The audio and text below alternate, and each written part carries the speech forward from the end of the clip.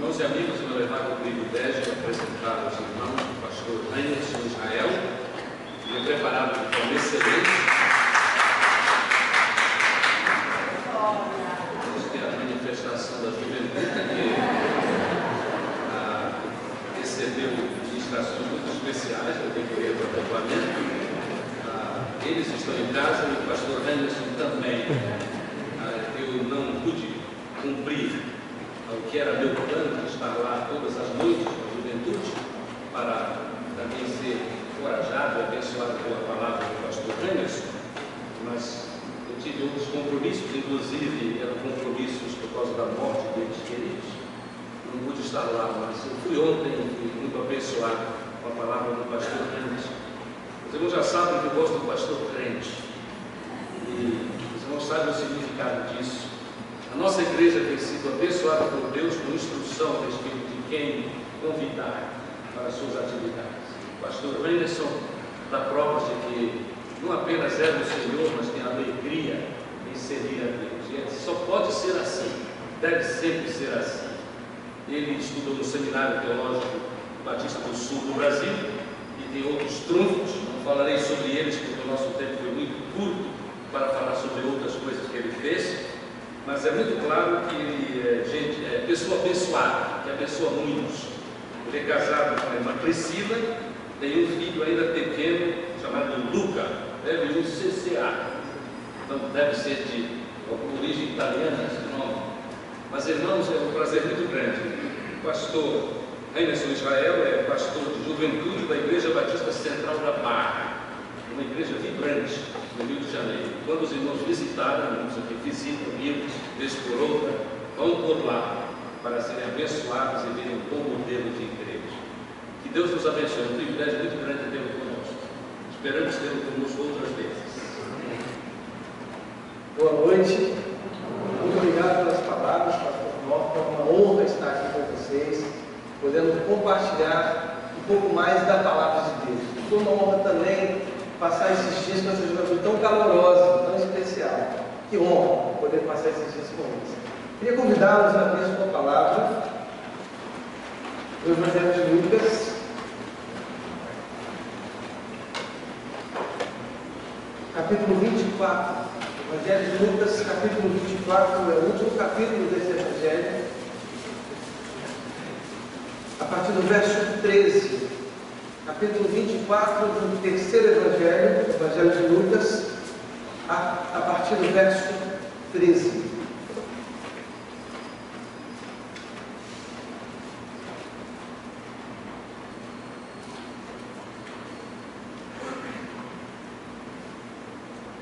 Todos conseguiram colocar o texto? Amém? Amém.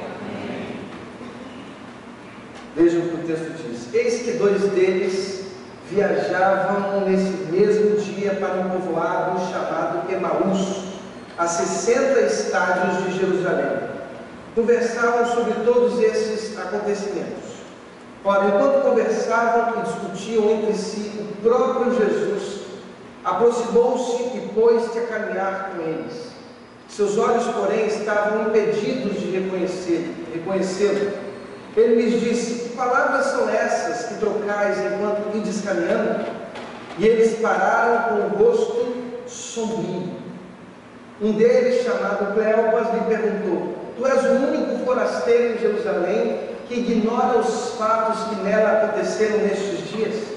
Quais? Disse-lhes ele. Responderam: o que aconteceu a Jesus, o Nazareno, que foi profeta poderoso em obras e em palavras diante de Deus e diante de todo o povo, como nossos sumos sacerdotes e os nossos chefes o entregaram para ser condenado à morte e o crucificaram. Verso 21. Nós esperávamos que fosse ele quem redimiria Israel, mas com tudo isso faz 3 dias que todas essas coisas aconteceram.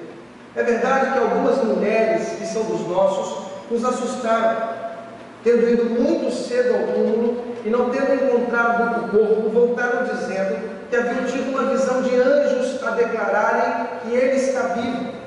Alguns dos nossos foram ao túmulo e encontraram as coisas tais como as mulheres haviam dito, mas não o viram. Ele então lhes disse: insensatos e lentos de coração para crer tudo que os profetas anunciaram. Não era preciso que o Cristo sofresse tudo isso e entrasse em sua glória? E começando por Moisés e percorrendo todos os profetas, interpretou-lhes em todas as Escrituras o que a eles dizia respeito. Verso 28. Aproximando-se do povoado para onde iam, Jesus simulou que ia mais adiante. Eles, porém, insistiram, dizendo: permanece conosco, pois cai a tarde e o dia já declina. Entrou então para ficar com eles, e uma vez à mesa com eles, tomou o pão, abençoou-o, depois partiu e deu a eles. Então seus olhos se abriram e o reconheceram. Ele, porém, ficou invisível diante deles. E disseram um ao outro: não ardia o nosso coração quando ele nos falava pelo caminho, quando nos explicava as Escrituras? Naquela mesma hora, levantaram-se e voltaram para Jerusalém. Acharam aí reunidos os 11 e seus companheiros e disseram: é verdade, o Senhor ressuscitou e apareceu a Simão. E eles narraram os acontecimentos do caminho e como o haviam reconhecido na fração do pão. Amém. Vamos falar com Deus mais uma vez. Senhor, muito obrigado por essa noite. Muito obrigado, Deus, por esses dias tão riquíssimos, ó Deus, que o Senhor nos ofereceu. Que nessa noite não seja diferente, que a Tua palavra penetre nos nossos corações. Nós queremos ouvir Tua voz nessa noite, e seja a Tua voz, a voz, ó Deus, ouvida por nós. Em nome de Jesus, nós queremos ser confrontados pela Tua graça, pelos Teus valores, para a honra e glória do Senhor Jesus. E é no nome dEle que nós oramos.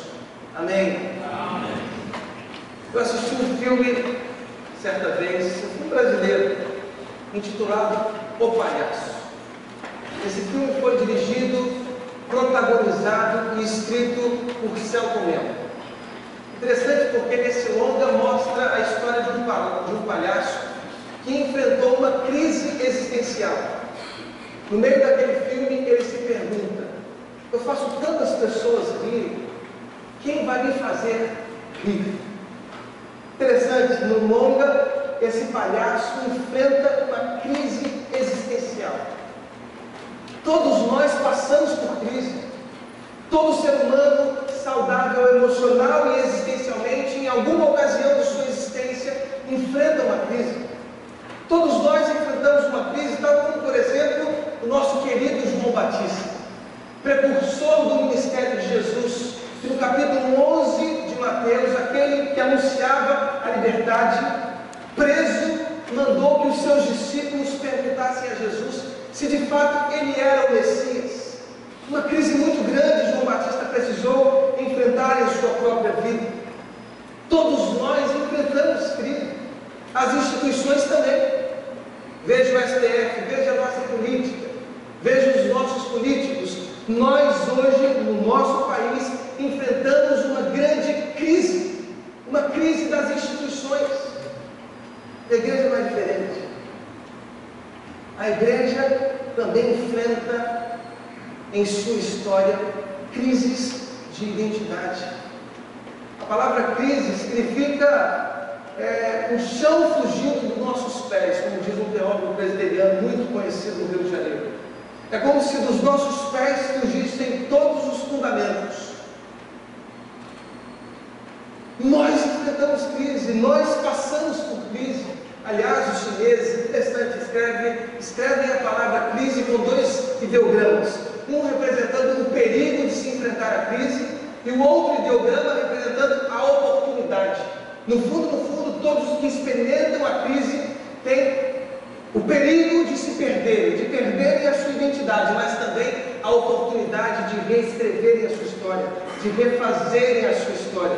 Todos nós enfrentamos crise e a igreja evangélica no nosso país, aliás, no mundo, no século XXI, também enfrenta uma crise de identidade.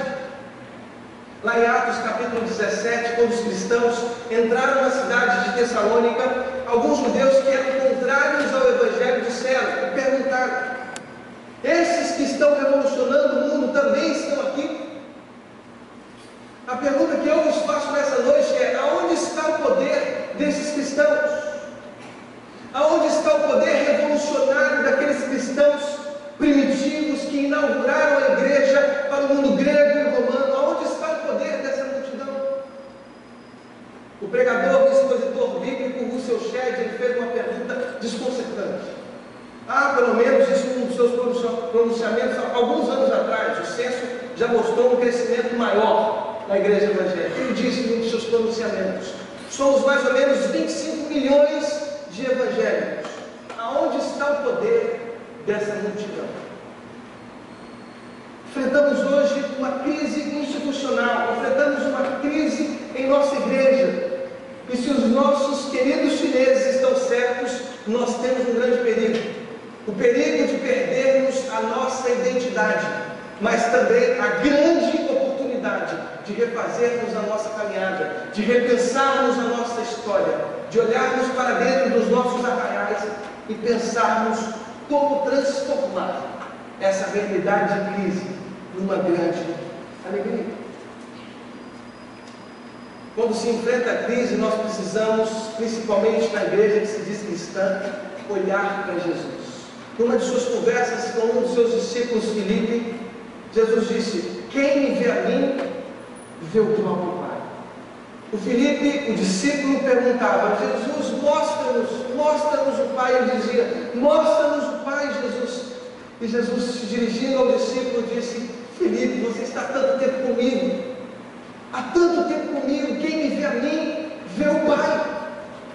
Todas as vezes que enfrentamos crise na nossa querida igreja cristã, nós precisamos olhar para o Cristo que carrega em seu próprio corpo toda a plenitude da divindade. É assim que diz o texto aos Colossenses, os 2 primeiros capítulos. O Cristo carrega no seu próprio corpo toda a plenitude da divindade. Se precisamos repensar a nossa história, se precisamos refazer a nossa interioridade, precisamos, em nome de Jesus, olhar para esse Cristo, olhar para a história de Jesus e refazermos a nossa caminhada. Nesse texto eu penso como ser cristão, como ser uma igreja cristã. Uma das primeiras coisas que percebo é, verso 17, ele lhes disse: que palavras são essas que trocais enquanto ides caminhando? E eles pararam com o rosto sombrio. Anote isso no seu coração: com o rosto sombrio. 2 discípulos anônimos. Nós não conhecemos nada sobre esses 2 discípulos. Apenas o Evangelho de Lucas dá o nome de um dos 2 discípulos, Cleopas, mas esse nome não aparece nos outros evangelhos. 2 discípulos anônimos estavam caminhando para uma aldeia chamada Emaús, que se distava em torno de 11 quilômetros da cidade de Jerusalém. Eles iam se distanciando da terra da ressurreição, da terra da proclamação de Jesus como Messias. Eles se distanciavam da terra de Jerusalém, caminhando em direção a essa aldeia chamada Emaús, e diz o texto que o rosto dos 2 discípulos era um rosto sombrio. Eles estavam entristecidos, sem esperança, sem uma luz no fim do túnel. Carregavam uma grande amargura em sua alma, carregavam uma grande tristeza em seus corações, completamente tristes e distantes das terras da ressurreição. Esses 2 discípulos estavam desesperados, angustiados, tristes, e o próprio Jesus, queridos, nessa caminhada se fez presente. E eu me pergunto: como é ser como Jesus? E aí eu respondo: ser como Jesus é caminhar nas estradas, buscando um contato, buscando uma aproximação, buscando um relacionamento com os encontrados.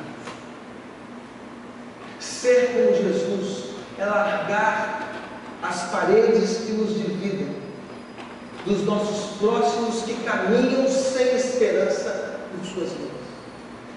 Ser cristão é caminhar com os enlutados. Ser cristão é caminhar com os entristecidos. Ser cristão é caminhar com os mergulhados na sexta-feira da paixão. Queridos, nós estamos diante de um cenário caótico.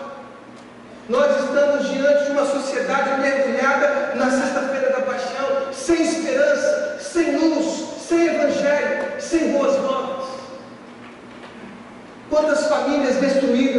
casamentos destruídos, quantos filhos perdidos na dependência química, na sexualidade desenfreada, quantos jovens, queridos, eu trabalho com a juventude, quantas famílias destruídas, quantas famílias mergulhadas na sexta-feira da paixão, sem esperança, diante da morte, diante da cruz, sem iluminação nenhuma, sem luz nenhuma, completamente tomados pela angústia e pela depressão. Aliás, eu li um artigo esses dias que mostra que no nosso Brasil já se cresceu 701% a taxa de pessoas que se matam pela depressão. Mais de 700% do crescimento das pessoas que se matam por causa da depressão. Queridos, há um diagnóstico claro. Nós estamos diante de uma sociedade enlutada.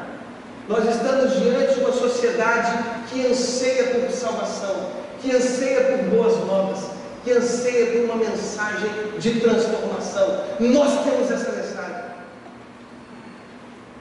Nós não carregamos as angústias da sexta-feira da paixão, não. Nós já encontramos com o ressurreto. Nós já tivemos um encontro com o ressuscitado. Nós já tivemos um encontro com Cristo vivo. Nós carregamos dentro dos nossos corações a mensagem que traz paz, a mensagem que traz alegria, a mensagem que traz vida às famílias. Queridos, nós precisamos, tal como Cristo, a caminho de Emaús, caminharmos com os enlutados, caminharmos com os entristecidos e anunciarmos as grandezas do Evangelho de Jesus. Ser como Cristo, é caminhar com os enlutados. Quantas famílias próximas de sua casa, quantos chefes de família, queridos homens de Deus, que precisam dessa mensagem que está aí no seu coração. Há uma jovem da nossa igreja que trabalhou na política, lá no Rio de Janeiro, por muitos anos. E ela passou por grandes frustrações, porque ela viu de tudo. E ela foi para a nossa igreja, e nós amparamos essa jovem menina, e ela foi cuidada por nós, foi cuidada por mulheres da nossa igreja. E ela foi tão bem cuidada, queridos irmãos, que ela se transformou num grande potencial do Evangelho do Rio de Janeiro. Essa jovem que se chama Elaine, ela, através dela, nós já tivemos pelo menos uns 500 jovens que se transformaram através da vida dessa moça. Por anos, uma menina super capacitada, mais de 5 pós-graduações, uma menina muito inteligente e que se colocou à disposição do Evangelho, que se colocou nesse caminho dos enlutados, a caminho de Emaús, proclamando e pregando o ano aceitável do Senhor. Queridos, mais de 500 jovens estão hoje na igreja por causa da vida de Elaine. Através dela, a nossa igreja tem 69 pequenos grupos. 69 pequenos grupos a partir dessa jovem, que ela mesma cuida, que ela mesma pastoreia, que ela mesma trata. Queridos irmãos, o mundo anseia pelo Evangelho que está dentro de você. O mundo anseia pelo Evangelho que está dentro de você, mulher. O mundo anseia pelo Evangelho que está dentro de você, homem. O mundo anseia pelo Evangelho que está dentro de você, jovem. Através dessa igreja, nós podemos ganhar essa cidade inteira para Jesus. Queridos, essa cidade clama por uma mudança. Esse povo clama por uma mudança. Eles estão mergulhados nessa angústia, nesse século tão individualista, tão opressor, tão competitivo, tão depressivo. Esse século precisa da manifestação dos filhos de Deus. Nós temos a mensagem da esperança. Você tem a mensagem da esperança. Ser como Cristo é caminhar tal como Ele, no caminho dos enlutados. É deixar as 4 paredes do templo e fazer com Cristo presente nas famílias que tanto precisam. Mas eu também penso, a partir do verso 26, olha aí, 27, perdoa. E começando por Moisés e percorrendo todos os profetas, interpretou-lhes em todas as escrituras o que a ele dizia respeito. Aproximando-se do povoado para onde iam, Jesus simulou que ia mais adiante, diz o texto sagrado que Jesus se colocou nessa caminhada com os dois discípulos tristes, com os dois discípulos angustiados, e por muitas horas ele os ouviu. E aqueles discípulos abriram o coração, abriram completamente o coração, mostrando as causas de sua tristeza. E Jesus ouviu atentamente aqueles dois discípulos. E depois de um tempo de caminhada, Jesus os interrompeu, expondo toda a Escritura Sagrada, passando por Moisés, todos os profetas, explicando-lhes ao que ao seu respeito o texto sagrado dizia. E aí eu me pergunto, qual é o remédio que a sociedade precisa?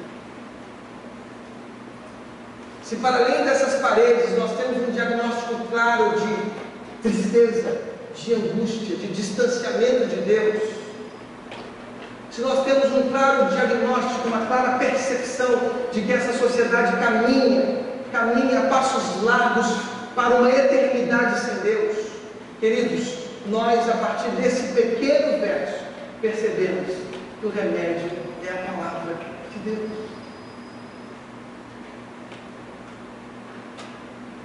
O remédio que o ser humano precisa nessas crises, o remédio que o ser humano tanto necessita para suportar a vida, é a palavra de Deus. Jesus nessa caminhada expôs toda a Escritura com paixão. Ele era um grande intérprete, ele era um grande mestre. Eu disse para os queridos jovens durante o acampamento, na época de Jesus existiam dois grandes rabinos, Hillel e Shammai, duas grandes escolas de interpretação da lei. Escolas que escolhiam para junto de si grandes alunos. Esses dois mestres, Hillel e Shammai, escolhiam os jovens que se destacavam entre os demais. Jesus também era um mestre da lei. Jesus também era um intérprete da lei. Aliás, o conjunto das interpretações dos rabinos era chamado junto. O próprio Jesus disse com suas próprias palavras: vinde a mim todos vós que estáis cansados e oprimidos, porque eu vos aliviarei. Tomai sobre vós o meu conjunto de interpretação. Tomai sobre vós a minha percepção da Escritura, que é remédio, que é tratamento, que é terapia, que retira o escravo de sua escravidão, que retira o oprimido através da libertação, que dá vista aos cegos, que faz o leproso ser completamente purificado, que faz o coxo andar, e que ao pobre é pregado o Evangelho, que transforma, queridos. Nós temos dentro de nós mesmos a cura, o remédio que o mundo necessita, a palavra de Deus. Que sejamos nós então apaixonados pela palavra de Deus. Queridos, um homem chamado Martinho Lutero revolucionou o mundo no século XVI por causa de sua paixão pelo Escrito Sagrado. John Wesley, no meio de uma revolução industrial na Europa, revolucionou o mundo por sua paixão pelas Escrituras Sagradas. Nós precisamos de uma vez por todas entender que é essa palavra que traz vida, que é essa palavra que faz com que um casal permaneça se amando e se amando cada vez mais. Nós precisamos de uma vez por todas perceber que a cura do seu filho, que a cura dos nossos filhos está nessa palavra. Queridos, nós não podemos arredar o pé. Lá em Minas nós vamos arredar, existe um verbo diferente. Nós não podemos arredar o pé um centímetro sequer da palavra de Deus, porque nós entendemos que essa palavra foi inspirada pelo Espírito Santo de Deus, e ela é como uma espada que corta e penetra, separando a alma do Espírito, as juntas das medulas. Queridos, a palavra de Deus vai onde qualquer psicanalista que se preste gostaria de ir. A palavra transforma o nosso interior, a palavra renova a nossa existência, renova a nossa vida. Que sejamos nós os mais apaixonados por essa palavra, porque ela transformou o meu coração, porque ela transformou o seu coração, e é ela também que vai transformar a sua família, a sua vizinhança, o seu escritório, o seu trabalho, É essa palavra que traz vida ao morto, que ressuscita as esperanças mortas, que renova as forças de uma mulher maltratada, que renova o ânimo de um jovem atingido pelos problemas emocionais. A palavra de Deus, quando nós a lemos com intensidade, ela se torna o nosso remédio. E mais, quando nós nos enchemos dela, nos tornamos, tal como Cristo nessa caminhada tão difícil, tão angustiante, o remédio. Queridos, a palavra de Deus, ela é tão preciosa que diz no verso 32, não ardia o nosso coração quando Ele nos falava pelo caminho, quando nos explicava as Escrituras. Queridos, a palavra de Deus faz o nosso coração se arder em si.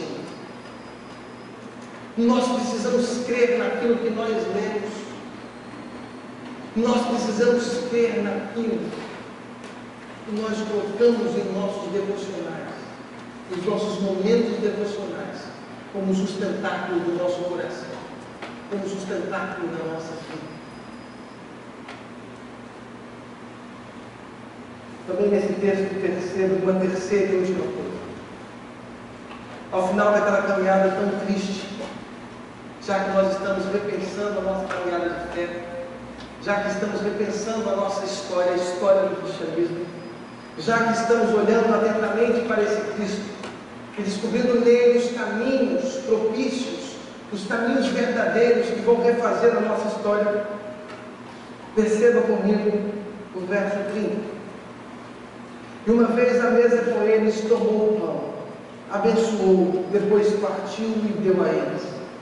Então seus olhos se abriram e o reconheceram. Ele, porém, ficou invisível diante deles. Verso 34. É verdade, o Senhor ressuscitou e apareceu a Simão. Verso 35. E eles narraram os acontecimentos do caminho e como o haviam reconhecido na fração do pão. Percebam só comigo, os dois discípulos começam aquela caminhada angustiante,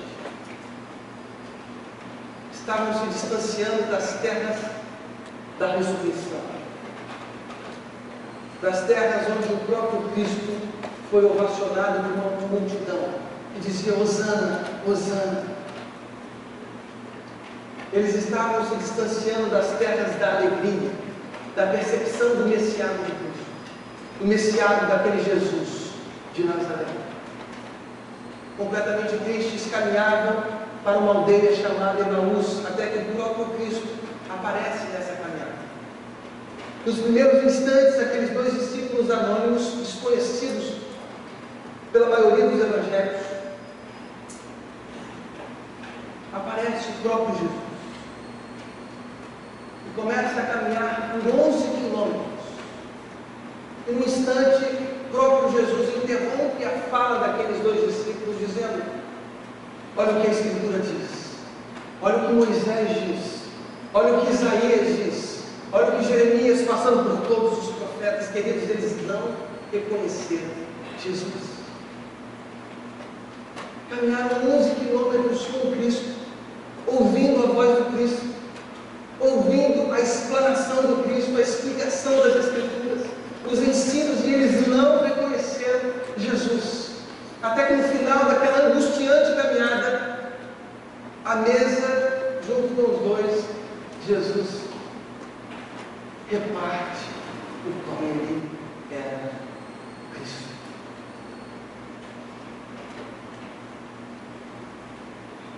Nós não seremos reconhecidos como cristãos pelo nosso conhecimento bíblico. Queridos, eu sou um apaixonado pelas Escrituras. Se tem uma coisa que eu gosto de ler é a palavra. Se tem uma coisa que eu gosto de estudar é teologia. Mas eu gosto de estudar muito. Mas eu já entendi que eu não serei conhecido como um filho de Deus, como um co-herdeiro de Cristo, porque sei todos os dogmas do cristianismo, ou todas as doutrinas, quais me foram ensinadas desde a infância.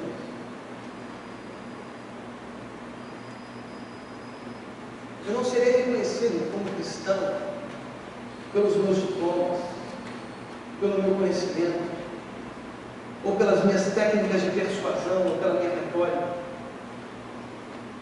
Não serei reconhecido como cristão pelo conhecimento que tenho, pela conta bancária que tenho, pelo cartão sem limite que tenho, pela formação, ou pelas línguas que falo. Eu só serei reconhecido como cristão nesse mundo com um diagnóstico tão claro de opressão e de angústia que se dividiu.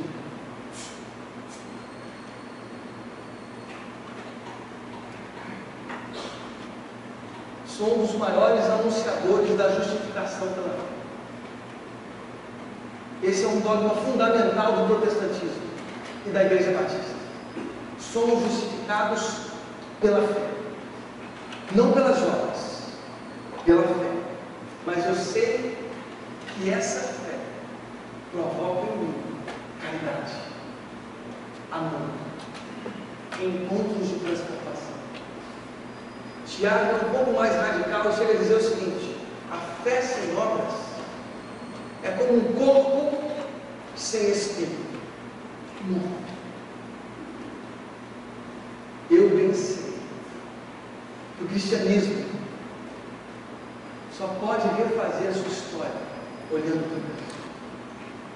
Jesus incluiu os leprosos, Jesus incluiu a mulher adulta, Jesus incluiu os endemoniados que foram transformados através da força bendita. Jesus incluiu os pobres, os mendigos. Jesus incluiu os surdos, os gatos.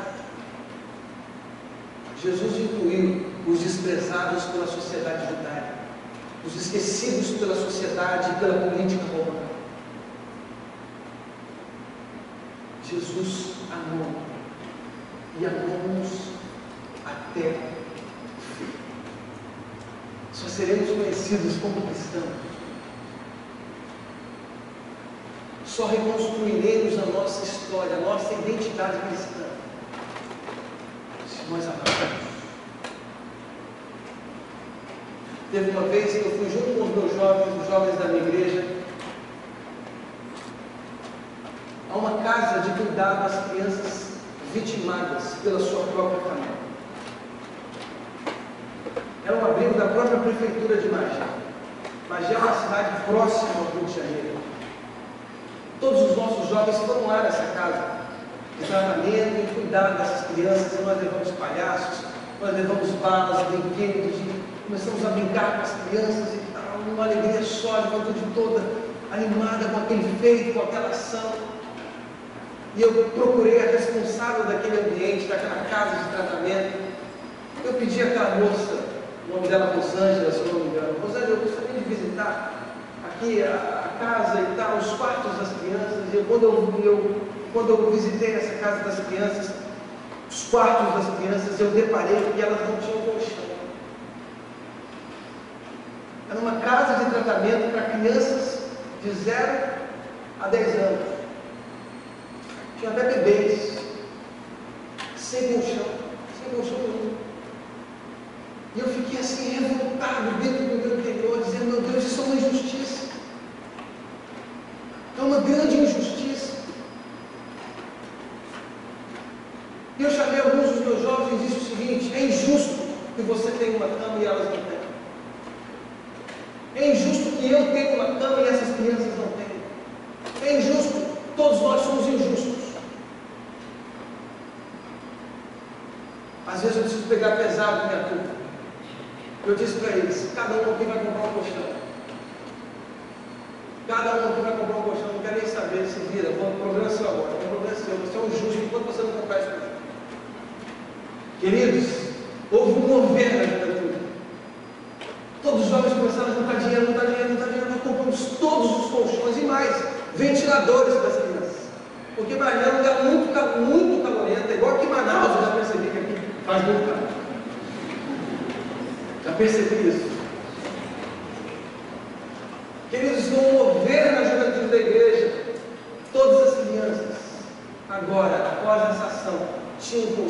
confortável. Nós fomos um melhor colchão, nós queríamos um colchão bom para as crianças.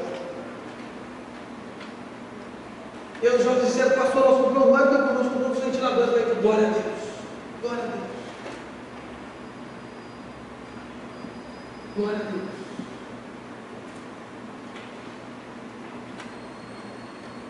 Queridos, nós só seremos conhecidos como filhos de Deus se amarmos as pessoas. Nós estudamos um texto lá no acampamento, quando Jesus é interrogado por um dos doutores da lei, que lhe perguntou, qual é o maior mandamento? Jesus disse, o maior mandamento, amar a Deus sobre todas as coisas, com toda a alma, entendimento e força. Agora Jesus renova a lei, renova inclusive a expectativa daquele doutor da lei, quando ele pega dois textos completamente distantes do Pentateuco e diz o seguinte, amar a Deus, e o segundo mandamento, que não foi nenhuma resposta para a pergunta, mas uma resposta do cristianismo para a vida. A religião só tem significado se amamos a Deus e amamos ao próximo, como a nós mesmos. Tiago capítulo 1, verso 27 diz, a religião verdadeira é amar os órfãos e as viúvas e manter-se incontaminado com o mundo. Queridos, eu não creio na justificação pelas obras. Não creio nos méritos humanos. Quando investigamos o nosso interior, nós dizemos, tal como o apóstolo Paulo, miserável homem que sou, quem me livrará do corpo dessa morte? Somos injustos, somos pecadores, somos indignos. Cristo nos salvou, Cristo nos amou, Cristo nos fez filhos, mas esse amor que Ele nos deu, nos transformou em também amantes da vida, em amantes da terra, em amantes das transformações que nós precisamos impetrar como igreja. Se somos filhos de Deus, se somos irmãos de Cristo, nós precisamos realizar as mesmas obras de Cristo, e as obras de Cristo foram obras de amor. Que nós sejamos os maiores amantes dessa cidade, que nós, através das ações de amor, possamos mostrar esse mundo à luz do Evangelho, à luz da graça de Cristo, à luz da palavra de Deus, que transforma os nossos corações para a honra e glória do Senhor Jesus. Que Deus abençoe o seu coração, que Deus abençoe a sua vida, em nome de Jesus. Amém. Passo a palavra para